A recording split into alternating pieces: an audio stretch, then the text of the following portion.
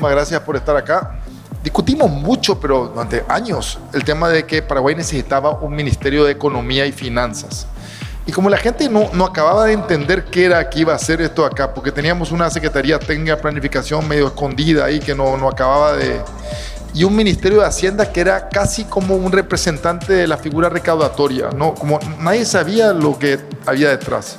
¿Cómo fue tu planteamiento? O sea, ¿qué debería hacer un Ministerio de Economía? Dejamos de ser cajero, recaudamos y pagamos, a hacer algo más interesante, ¿verdad? Por ejemplo, una cuestión importante, dentro de todas las rigideces que tenemos, el presupuesto general de la nación es una ley de un año. ¿Cómo se une a la visión de mediano y largo plazo que tenemos nosotros? Si tenemos una sola cabeza, es mucho más fácil ver de que esa visión de corto plazo se tiene que unir a la visión de mediano y largo plazo, y teniendo una sola cabeza es mucho más fácil. Entonces, la mayor parte del tiempo empezamos nosotros ahora, o usamos nosotros para discutir cuestiones económicas. Cierto, todavía tengo que seguir lidiando con reivindicaciones salariales y demás, y bueno, pero forma parte, ¿verdad? Pero mucho lo dedicamos a la cuestión, digamos, estratégica, ¿verdad? Y ustedes que son del sector privado entienden muy bien la cuestión de estrategia. En este caso es estrategia país de hacia dónde queremos nosotros apuntar. Y mucha gente te dice, vamos a preocuparnos por China, vamos a preocuparnos por Estados Unidos, tenemos que llegar al acuerdo, tenemos que llegar al acuerdo con la Unión Europea. Cierto, todos son cuestiones importantes, pero al lado nuestro, y tenemos al amigo, el embajador de Brasil acá, tenemos un gigante al lado.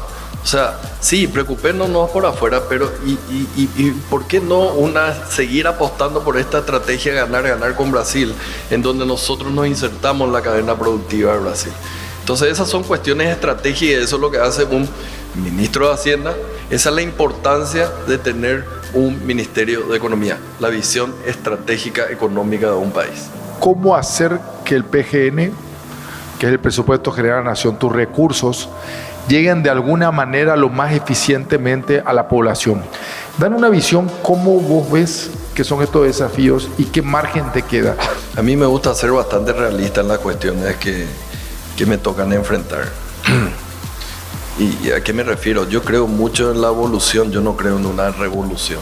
O sea, los que te vienen a revolucionar, bueno, tendrán su preferencia por decir, pero el problema es que cuando no estás después finalmente haciendo la entrega de las cosas, finalmente perdes mucha credibilidad. Entonces, yo soy consciente de la composición del presupuesto general de gasto de cada año, y tiene innumerables problemas, entre ellos esta cuestión de rigidez, que es cierto salario, intereses de la deuda y pensiones. Son tres cosas que no se pueden dejar de pagar con los impuestos que recaudamos. Entonces, eso te da una rigidez casi 90%, 88% creo que es, ¿verdad? 88% de los impuestos van ahí. Entonces, yo creo más en una evolución. Entonces, ¿se puede hacer algo? Se puede. Ahora, no va a cambiar radicalmente las cosas de un año a otro, pero lo que tenemos que marcar es el norte hacia donde queremos irnos. En términos de medicamentos, una vez que resolvamos esta deuda, le estamos dejando $300 millones para medicamentos para el año que viene, incluyendo un incremento en términos de dólares de $25 millones más de lo que reciben este año, y este año el 100% era para pago de deuda atrasada, por eso es que no hay medicamentos. Entonces son dos soluciones: la deuda atrasada, le liberás el presupuesto para nuevos medicamentos, y encima le dimos $25 millones más. Explícanos un poco qué es esto del equipo económico, porque un poco yo le digo a la gente, mira, yo creo que esta es la primera vez en Paraguay en la historia que tenemos casi un Dream Team. O sea, un Dream Team significa gente preparada, gente que tiene conocimiento, gente que tiene un plan concreto, que están trabajando coordinadamente y que tienen la vocación de trabajar coordinado. Entonces, explícanos un poco esto ahí. ¿Qué es el equipo económico? ¿Cómo está un poco?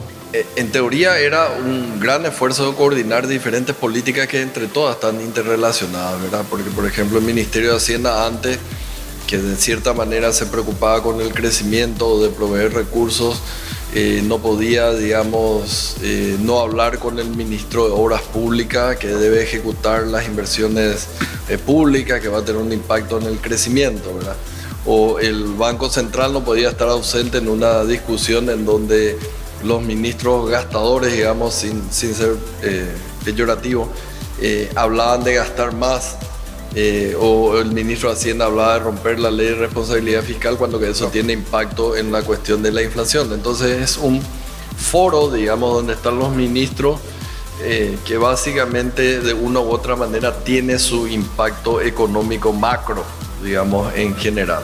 ¿Cuáles son tus objetivos así desde como liderando este equipo que vos piensas que nosotros tenemos que tener conciencia, poco para alinear también del lado privado? Básicamente lo primero es recuperar, digamos, no la solvencia porque nunca la perdimos, pero directamente recuperar la normalidad de las políticas macroeconómicas, que básicamente es por el lado del Banco Central, que ya está en términos de inflación, ya está la inflación por debajo del 3%, pero en términos de déficit fiscal hay un trabajo que tenemos que seguir haciendo para converger al límite máximo establecido por la ley de responsabilidad fiscal, que es del 1,5%.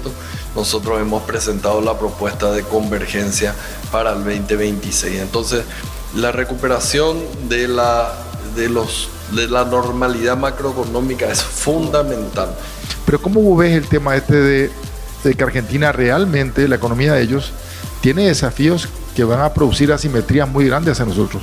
El ministro está trabajando, algunas cuestiones ha conseguido, cierto que algunos le dijeron, sí, claro, vos sos ministro, pero consiguió abrir una empresa simplificada en 72 horas, no una, sino un par de esas porque necesitaban, pero creo que tenemos que seguir avanzando en esa desburocratización que tenemos del Estado paraguayo para que el sector privado trabaje mejor.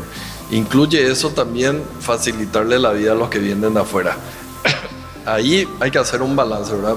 Por mi experiencia como anterior presidente del Banco Central y también por mi experiencia por haber trabajado en un banco privado.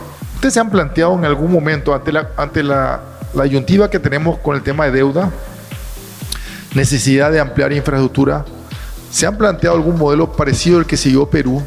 Lo que sí te puedo decir es que a nosotros nos queda claro que el modelo actual, en donde sea solamente el Estado el encargado de construir toda la infraestructura del país, no funciona.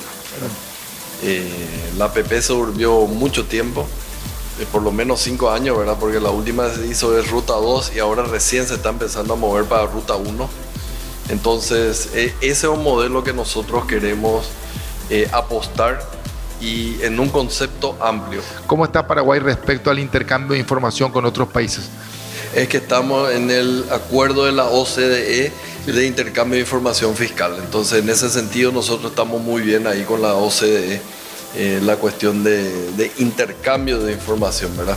Y hoy justamente la embajadora de España me hablaba del...